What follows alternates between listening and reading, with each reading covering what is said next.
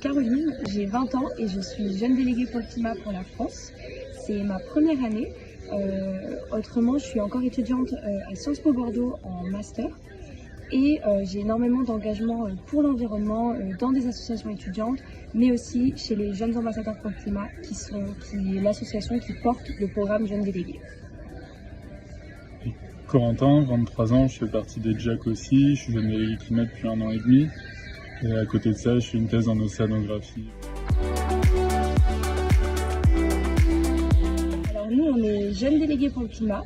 C'est un programme qui a été encouragé par les Nations Unies et porté en France par 3 associations, le RECES, Climate et les Jeunes Ambassadeurs pour le Climat. On est affilié au ministère de la Transition écologique et on est intégré au sein de la délégation française. On est un pont entre la société civile des jeunes et le ministère de la Transition écologique et plus particulièrement la délégation française.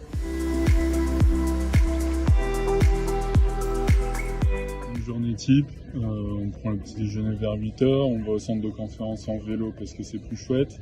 Ça commence par soit des négociations, soit des side events.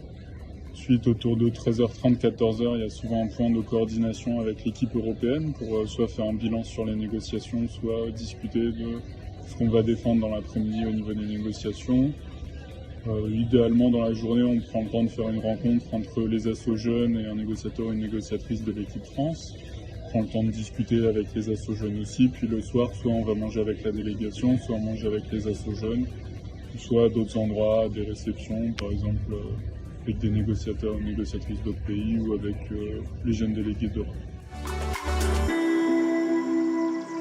Je suis en ce moment bilan mondial, qui est un sujet de négociation qui est arrivé cette année et qui a pris de l'ampleur et qui sera également à la COP28. Et moi, je suis les sujets relatifs à la science. C'est un processus qui est commun à 3 associations chargées du recrutement, JAC, le RECES, Climate. Et le dernier mot, c'est une concertation entre les jeunes délégués et le ministère de la Transition écologique. Donc on cherche des personnes qui sont disponibles pour 2 ans à côté de leurs études, qui ont du temps libre pour se consacrer au projet. C'est pas juste par les négociations, c'est aussi en dehors travailler avec les associations. Et donc il faut soumettre un CV, une lettre de motivation quand le recrutement est lancé, en général après la COP en décembre. Non, pas du tout. On est intégré dans la délégation française. Pour autant, on n'a pas le droit de prendre la parole en salle. On laisse les négociateurs français qui sont salariés des ministères le faire.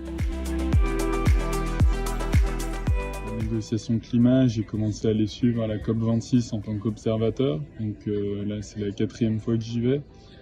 Et on va pas se mentir, c'est un processus qui est long, il y a beaucoup d'inertie, mais pour autant, c'est un processus nécessaire. C'est le seul espace de discussion où il y a tous les pays du monde autour de la table.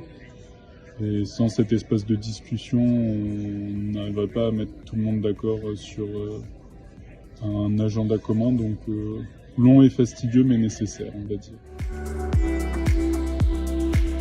La jeunesse fait partie du processus CNUC puisqu'elle a une constituante qui la représente dans les instances des Nations Unies qui s'appelle UNGO.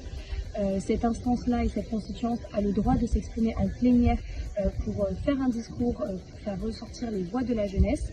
Elle s'exprime aussi dans quelques dialogues de l'item de négociation ACE, qui est Action for Climate Empowerment. Finalement, il y a aussi quelques manifestations et side events dans lesquels la jeunesse prend la parole aussi. Il y en a eu notamment quelques-unes sur le campus de Bonn au sujet de problèmes de visa, puisque certains visas sont refusés dans le cadre de la venue à Bonn de certains activistes jeunes de pays du Global South. C'est vrai que dans la vie de tous les jours, c'est pas ce qu'on voit le plus. Mais peut-être reprendre ce qui s'est passé en 2015 à Paris. Il y a eu un objectif de température qui a été désigné et qui a été signé par tous les États où on s'accorde à essayer de poursuivre tous les efforts possibles pour limiter la hausse de température à 1,5 degré par rapport au niveau pré-industriel. Et ça, quand par exemple le GIEC va faire ses rapports pour évaluer où est-ce qu'on en est vis-à-vis de cet objectif de température, il va essayer d'évaluer des scénarios. Et c'est à ce moment-là, par exemple, que le GIEC va dire que si on veut rester sur cette trajectoire, sur laquelle les États se sont engagés à rester, il faut plus de projets, de nouveaux projets d'utilisation des énergies fossiles. Et donc ça, après, c'est ça qui va donner toute la crédibilité aux militants qui vont demander aux entreprises pétro-gazières de ne pas faire de nouveaux projets comme ICOP. Donc c'est pour ça que avoir un objectif mondial de température, 1,5 degré, ça va avoir des répercussions sur comment on va pouvoir demander aux entreprises d'être plus ambitieuses et d'être cohérentes vis-à-vis de l'accord de Paris. Soit vous pouvez aller dans des associations locales pour vous permettre d'agir au niveau local ou national français, soit vous pouvez rejoindre des associations spécialisées sur les sujets de négociation internationale qui vont vous permettre de vous informer et de se former sur les négociations internationales pour pouvoir potentiellement y aller et nous rejoindre lors des prochaines sessions.